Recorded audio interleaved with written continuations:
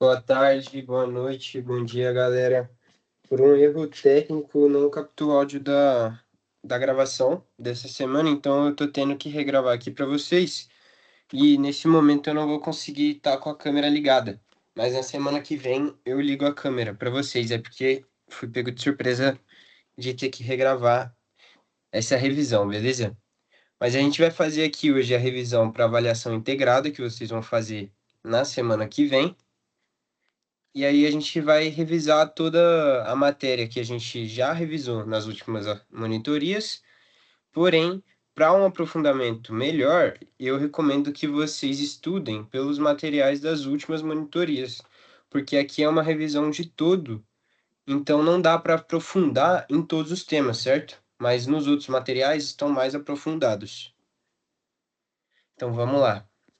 A gente vai começar aqui com crimes hediondos e também os crimes equiparados aos crimes hediondos.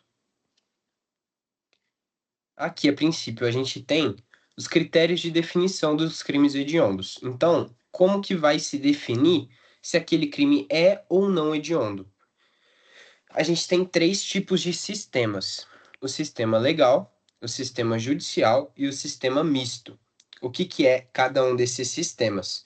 O sistema legal, como o nome diz, é legal, é da lei, certo? Então, o próprio legislador vai prever um rol taxativo e nesse rol taxativo, os crimes nele listados serão considerados crimes hediondos.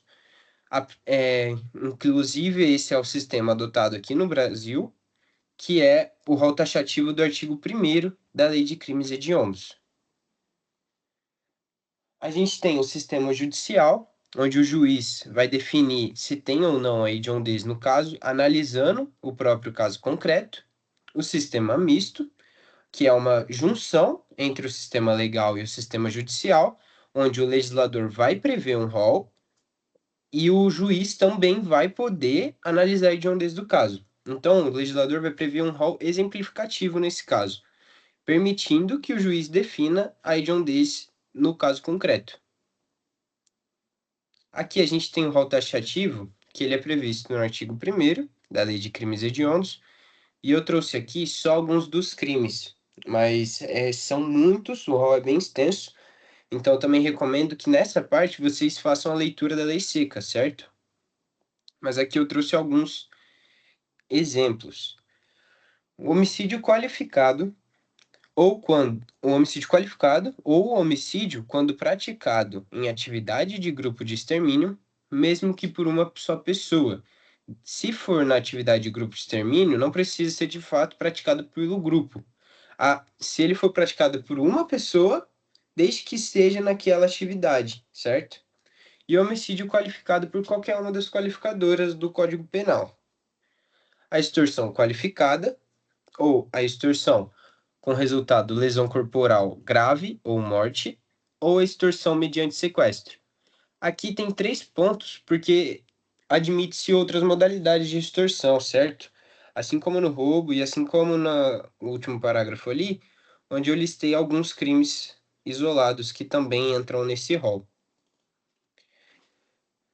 O roubo, quando houver restrição de liberdade da vítima, por exemplo, a extorsão aqui de cima, quando houver restrição de liberdade da vítima, ela também vai ser hedionda, certo? O roubo ainda, com emprego de arma de fogo, o genocídio, a epidemia com resultado morte, o estupro e o estupro de vulnerável. Aqui a gente tem os crimes equiparados. O que quer dizer os crimes equiparados? Eles vão ter o mesmo tratamento dos crimes hediondos, mesmo não estando previstos no rol da Lei de Crimes Hediondos. Porém, eles estão previstos onde? Eles estão previstos na própria Constituição, no artigo 5º. Vamos ler o artigo 5º então. A lei considerará crimes inafiançáveis e insuscetíveis de graça ou anistia a prática da tortura, o tráfico ilícito de entorpecentes e drogas afins, o terrorismo e os definidos como crimes hediondos, por eles respondendo os mandantes, os executores e os que, podendo evitá-los, se omitirem. Aqui, uma forma bem fácil para a gente decorar os crimes equiparados é o TTT. Aqui em vermelho a gente consegue vislumbrar que está escrito a prática da tortura. Então, tortura é um, o tráfico ilícito de entorpecentes, tráfico é outro, e o terrorismo. Então, o TTT seria tráfico, tortura, terrorismo, ou tortura, tráfico, terrorismo, não importa a ordem. Mas desde que você lembre dos 3 T's e consiga relacionar com os crimes equiparados, você já vai conseguir ir bem nessa matéria, beleza? Vamos lá. Aqui a gente tem algumas das consequências da hediondez. Em vermelho são as consequências que a hediondez afasta, para o caso concreto. E em verde são algumas que não são exclusivas para crimes hediondos, mas são hipóteses que você pode pensar que não é admitida, porém ela ainda é admitida, certo? Então, a graça, a anistia e o indulto, eles são consequências que são afastadas dos crimes hediondos. Então, para os crimes hediondos, não vai se admitir graça, anistia ou indulto. Aqui eu coloquei entre parênteses, porque é importante a gente relembrar que a graça ela é individual, a anistia e o indulto é de forma coletiva, certo? A prisão provisória, para crimes hediondos, vai ser de 30 dias, prorrogáveis por mais 30. E para prisão provisória, em crimes comuns, é de 5 dias por mais 5. É uma diferença muito grande. Inclusive, vocês vão utilizar isso na matéria do ano que vem, certo? Que vocês vão estudar prisão. Então, aqui, modalidades de prisões, na verdade, né? Aqui vocês vão ter 30 dias prorrogáveis por mais 30, totalizando dá 90. E para crimes hediondos é 5 dias prorrogáveis por mais 5, totalizando dá 10. Então, é uma diferença discrepante, certo? Aqui, as opções que ainda têm as consequências que não são afastadas por conta da hediondez, apelar em liberdade, pelo princípio da presunção de inocência, certo? O cumprimento de pena seguindo o princípio da individualização da pena, progressão de regime e liberdade provisória. Então, aqui, a gente vai ter o cumprimento de pena seguindo o princípio da individualização da pena e a progressão de regime por conta de uma tese que foi considerada inconstitucional, que era, antigamente, por você ter cometido um crime hediondo, o seu regime seria integralmente fechado até o fim do cumprimento de pena. E aí foi considerado inconstitucional pelo STF, que afastou para apenas o regime inicial fechado, que também foi considerado inconstitucional. E agora você tem a liberdade do regime para o cumprimento de pena, mesmo para crime hediondo, certo? Aqui a gente vai para o Estatuto do Desarmamento. A gente tem a figura do SINARM, que é o Sistema Nacional de Armas. O Sistema Nacional de Armas é uma entidade brasileira que é vinculada ao Ministério da Justiça e gerenciada pela própria Polícia Federal. Ela vai ser responsável pelo todo o registro de arma de fogo no território brasileiro e ela não vai regularizar as armas relacionadas às Forças Armadas, porque as armas relacionadas às Forças Armadas serão regularizadas pelas próprias Forças Armadas, certo? Aqui a gente vai ter os tipos de arma que vai fazer a distinção deles em todos os artigos praticamente, que é o tipo de arma de uso permitido, de uso restrito e de uso proibido. Inclusive, o de uso proibido é considerado hediondo, certo? O de uso permitido serão aqueles tipos de armas que serão acessíveis para qualquer cidadão obter a porte ou posse deles. Não quer dizer que aquele cidadão ele possa utilizar, mas que ele tem a possibilidade de obter a permissão para se utilizar, certo?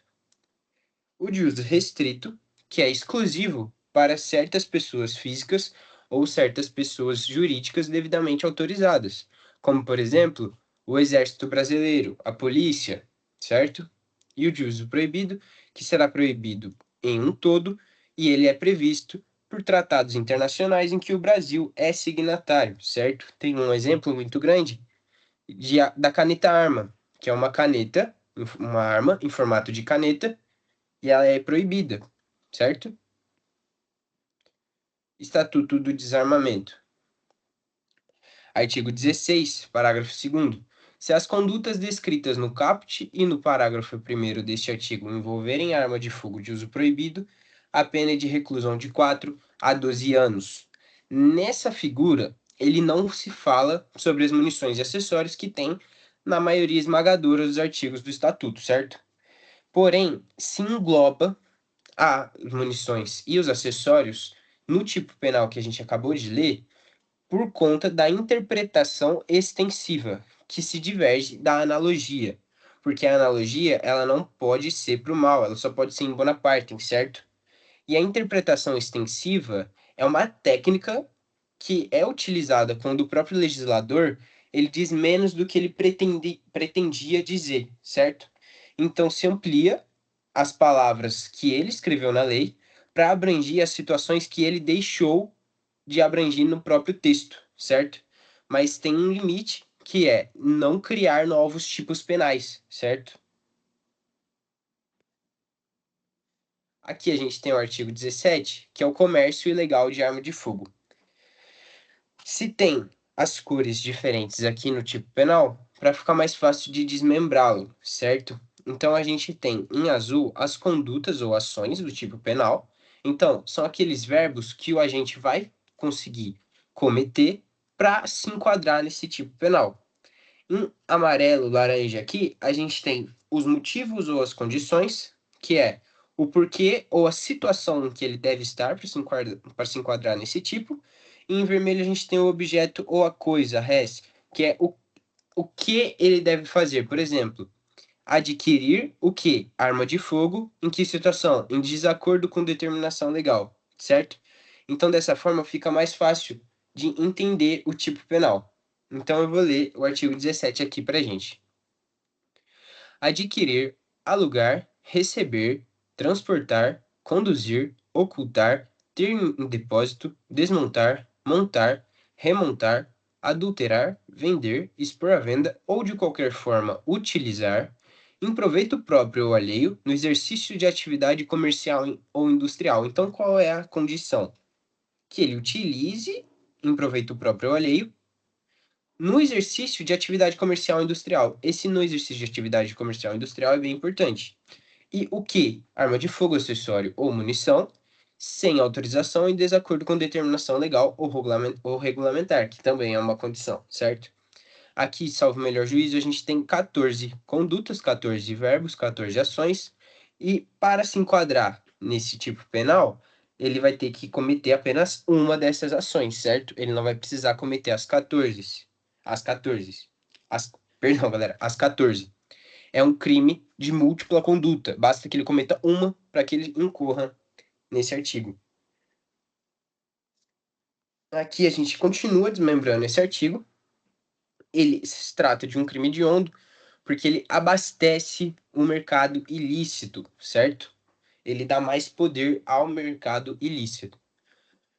A objetividade jurídica, o que que é a objetividade jurídica? É qual é o bem jurídico tutelado. E o bem jurídico tutelado pelo artigo 17 é a incolumidade pública. O que que é a incolumidade pública? É a paz social, o estado de segurança coletiva, o bem da população no geral, certo? É um crime que ofende a incolumidade pública através de perigo. Que perigo é esse? Perigo abstrato, perigo presumido. Esse perigo ele não precisa ser comprovado, certo? Basta que cometa aquela conduta que o perigo será presumido. Então, basta que cometa aquela conduta que ele já estará gerando perigo, não vai precisar provar de fato o perigo no caso concreto. O sujeito ativo é um sujeito que exerça atividade comercial ou industrial, inclusive quando essa atividade comercial ou industrial for clandestina. Exige o contexto habitual da comercialização, certo? E o sujeito passivo é a própria coletividade, a própria incolumidade pública, certo? A consumação é um crime de mera conduta, então basta que cometa a conduta, sendo qualquer uma das 14 condutas listadas no tipo penal. E aqui tem uma observação de vedação da liberdade provisória, que foi declarada inconstitucional pelo STF, porém a gente já viu aqui em cima, em verdinho, né, sobre a liberdade provisória, que não é afastada para os crimes hediondos, certo? Ainda no artigo 17, Porém, agora, no parágrafo segundo, a gente tem uma figura equiparada. Incorre na mesma pena quem vende ou entrega arma de fogo, acessório ou munição sem autorização ou em desacordo com determinação legal ou regulamentar a agente policial disfarçado, quando presentes elementos probatórios razoáveis de conduta criminal pré-existente. Então aqui a gente vai desmembrar o tipo novamente, certo? Em azul a gente tem as condutas, em amarelo a gente vai ter o contexto, porém ali em sublinhado também vai ser o contexto, certo? Mas eu não botei de amarelo para a gente não confundir, porque aqui a gente tem outra figura. Em vermelho é o objeto, que é o objeto que a gente encontra na maioria esmagadora, certo? Arma de fogo, acessório, munição. Aqui a gente tem apenas duas condutas, vende ou entrega. A condição que é estar em desacordo com a determinação legal ou regulamentar, né? E aqui qual é a grande diferença? A agente policial disfarçado, quando presentes elementos probatórios razoáveis de conduta criminal pré-existente. O que isso quer dizer? Que o agente que está incorrendo nessa pena, o agente ativo, ele vai entregar aquela arma de fogo para um policial disfarçado. Porém, só vai ser considerado válido quando estiverem presentes elementos probatórios razoáveis de conduta criminal pré-existente. Então, quando tiverem provas razoáveis que aquelas condutas que ele tem pré-existem. Então, elas existem antes do ato de vender ou entregar aquele armamento ao policial disfarçado, certo? Para evitar o flagrante provocado. Então, vamos supor que aquele cara, aquele sujeito ativo, ele seja de fato um comerciante de armas ilegal, certo? E aí ele vai e vende ou entrega aquela arma de fogo sem desacordo com a determinação legal para o policial. Só que já existem elementos que provam que ele comete essas condutas antes desse acontecimento de entregar essa arma ao policial, certo? Aqui a gente tem o artigo 18, que é o tráfico internacional de arma de fogo. Importar, exportar, favorecer a entrada ou a saída. Aqui a gente tem as condutas. De que situação? De onde?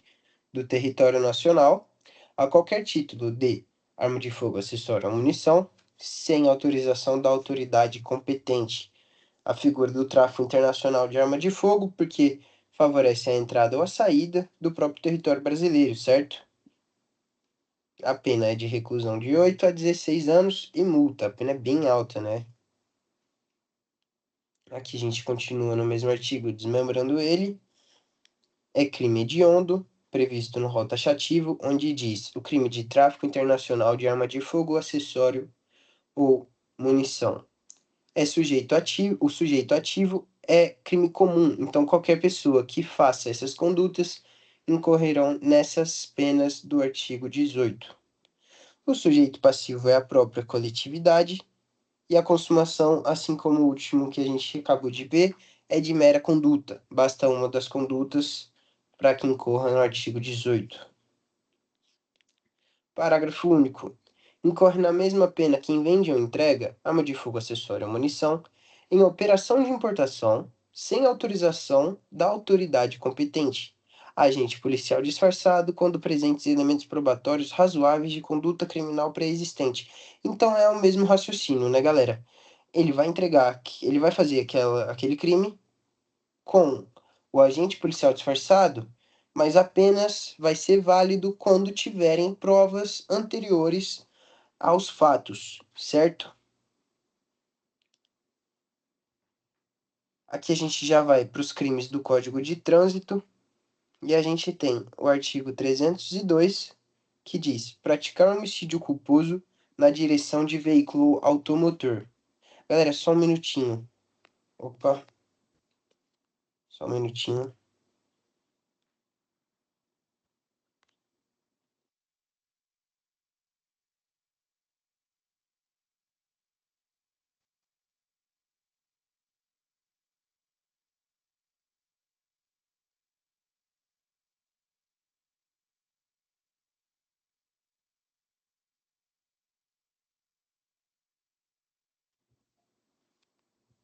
Certo, vamos continuar. Artigo 302. Praticar homicídio culposo na direção de veículo automotor. Penas: detenção de 2 a 4 anos e suspensão ou proibição de se obter a permissão ou habilitação para dirigir veículo automotor. E aqui a gente tem o artigo 121, que é do próprio Código Penal, que diz matar alguém. Se o homicídio é culposo, pena de detenção de 1 a 3 anos. Então, os dois falam sobre o homicídio culposo, né, galera? Opa. Os dois falam sobre o homicídio culposo. Aqui, se aquele agente ativo cometer um homicídio culposo, ele vai ter que incorrer nas penas apenas de um dos dois artigos. E para determinar qual artigo vai se sobressair ao outro, tem o princípio da especialidade da lei. Aqui tem o princípio em latim, só que eu não vou me atrever a falá-lo, mas está aqui, caso alguém tenha interesse. Então, a gente tem o princípio da especialidade da lei que diz: a lei que for mais específica, mais especial sobre aquele determinado tema, vai ter prioridade na sua aplicação sobre a lei mais genérica. Aqui, nesse caso, o homicídio não, o homicídio do artigo 121 é só o homicídio culposo. O artigo 302 traz o homicídio culposo, mas com a especificação de ser na direção de veículo automotor. Então, quando praticado na direção do veículo automotor, por obviedade, vai incorrer nas penas do artigo 302, que, por sinal, são penas maiores, de 2 a 4 anos, diferente do 121, que é de 1 a 3, certo? Aqui, a gente desmembra o artigo 302 e a gente trata da objetividade jurídica dele, que, relembrando, é o bem jurídico tutelado, e nesse artigo é a vida humana, mas a vida humana extrauterina, daquela pessoa que já teve seu parto, ela já de fato nasceu, certo? O elemento do tipo é a própria culpa, porque é um artigo que trata sobre homicídio culposo, então trata-se da culpa. Aqui a gente traz as modalidades de culpa, que seria a imprudência, a negligência e a própria imperícia. E aqui a gente tem duas figuras, que seria a culpa exclusiva da vítima e a culpa recíproca. No direito penal, não se tem concorrência de culpas, certo? Então, na culpa exclusiva da vítima, por obviedade, vai se excluir a responsabilidade do sujeito ativo por falta, porque não vai ter o nexo causal da conduta dele, porque a culpa vai ser exclusivamente da vítima. Mas se ele tiver culpa no fato, ele vai responder pela sua conduta, porque ele vai ter, de fato, a relação com aquele caso, certo? Então ele vai responder pela conduta culposa que ele cometeu. Aqui a gente tem o âmbito de abrangência do Código de Trânsito Brasileiro, que será as vias terrestres, sejam elas públicas ou privadas, e então, excluindo-se também, né, se é terrestre, exclui-se embarcação e aeronave.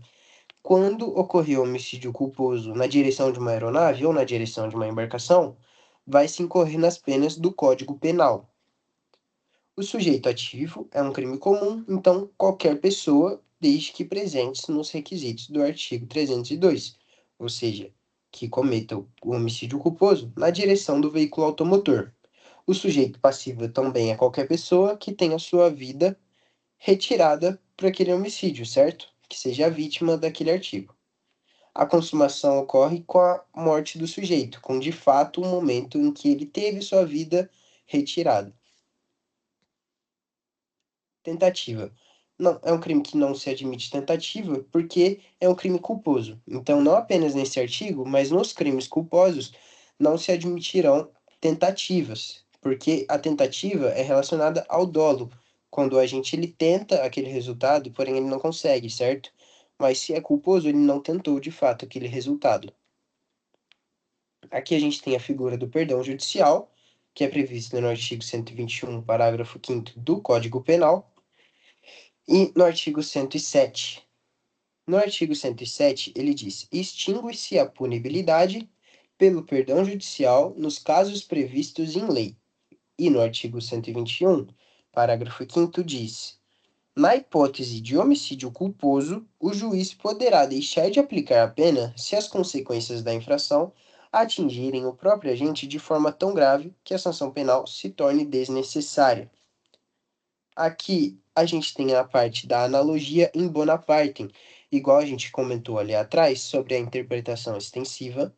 A analogia é permitida, porém só para o bem, né, do réu, não para o mal, não para prejudicá-lo. Então, quando a analogia é utilizada em Bonapartem, ela é admitida. E aqui ela é utilizada em Bonapartem. Então, na hipótese não só de homicídio culposo do Código Penal, mas na hipótese de homicídio culposo do 302 do CTB, também vai poder aplicar o perdão judicial. Então, por exemplo, o juiz poderá deixar de aplicar a pena, o juiz poderá deixar de aplicar a pena se a consequência da infração atingir o agente de forma tão grave que a sanção penal se torne desnecessária. Então, vamos supor que aquele agente ele pratica um homicídio culposo retirando o carro da garagem, então, na direção do veículo automotor, contra o próprio filho pequeno. Aquela consequência do artigo 302, porque de fato ele incorreu no artigo 302, ele praticou homicídio culposo na direção do veículo automotor, atingiu ele de forma tão grave que a sanção penal do artigo 302 é desnecessária, porque ele já foi atingido com aquele acontecimento de uma forma extremamente grave. Imagina a dor de um pai, a culpa de um pai que retira a vida do próprio filho de forma culposa, certo? Então, é desnecessária a pena para a reprovabilidade daquela conduta. A súmula 18 do STJ diz que a sentença declaratória da extinção da punibilidade pode ser utilizada também no civil e, se condenado, também pode ser utilizada para execução, certo? Para os danos. Aqui a gente tem a forma qualificada do artigo 302, que diz: se o agente conduz veículo automotor sob influência de álcool ou de qualquer outra substância psicoativa que determine dependência, ele vai estar incorrendo na forma qualificada, certo? Então, se ele pratica aquele homicídio culposo sob a direção do veículo automotor enquanto ele está alcoolizado ou sob o efeito de substância psicoativa que determina dependência, ele vai ter a reclusão dele aumentada de 5 a 8 anos. Também a suspensão ou proibição do direito de se obter a permissão ou habilitação para dirigir o veículo automotor, certo? Os elementos subjetivos do caso concreto é a quantidade de embriaguez e, dependendo dessa própria quantidade de embriaguez, seja ela de álcool ou da substância psicoativa, pode determinar se aquele delito é culposo, de fato culposo, ou se ele é até mesmo doloso, certo? Aqui eu trouxe a distinção de dolo e culpa, que é bom relembrar. A gente tem o dolo direto e o dolo eventual, a culpa consciente e a culpa inconsciente. O dolo direto é o dolo mais famoso, certo? Quando a gente ele quer e ele faz, ele quer e ele produz o resultado. Então ele quer matar aquela pessoa, ele vai lá e mata aquela pessoa. E o dolo eventual é quando ele não quer aquele resultado, mas ele também assume o risco que aconteça. Então ele não quer, mas ele tá pouco se lixando se acontecer também. Não tem problema para ele, certo? A culpa consciente é quando o agente ele tem consciência, certo? Assim é uma forma bem boa, bem eficiente da gente entender. Culpa consciente e culpa inconsciente. Na consciente, nas duas o resultado será previsível. Porém, na consciente, o agente ele vai conseguir prever de fato aquele resultado, mas ele vai esperar sinceramente que ele não ocorra. E ele vai esperar do fundo do coração dele que não ocorra aquele resultado. Já na culpa inconsciente, o resultado é previsível, porém ele ao menos prevê aquele resultado, certo? Nem passa na cabeça dele. Aqui na observação a gente tem a figura do préter dolo, que é quando um crime tem a sua conduta de fato dolosa, mas o seu resultado é culposo. Por exemplo, um agente que quer causar lesão corporal, então ele tem uma conduta dolosa, ele causa aquela lesão corporal, ele quer e faz, porém, além da lesão corporal, resulta-se um homicídio. Mas ele não queria aquele homicídio, certo? Aquele resultado do homicídio, ele é culposo. Então a conduta lesão corporal é dolosa, mas o resultado homicídio é culposo. Trata-se de um crime préter doloso, certo? E é isso, galera. Muito obrigado pela revisão. Espero que vocês consigam desempenhar muito bem nessa avaliação integrada. Aqui a data tá errada, galera, porque eu tive que regravar, perdão, eu não mexi no documento. E eu vou fazer o envio para vocês. e a gravação vai ser disponibilizada lá no YouTube, beleza? Muito obrigado, galera. Espero que vocês consigam ir muito bem. Bons estudos para vocês e até a próxima. Valeu!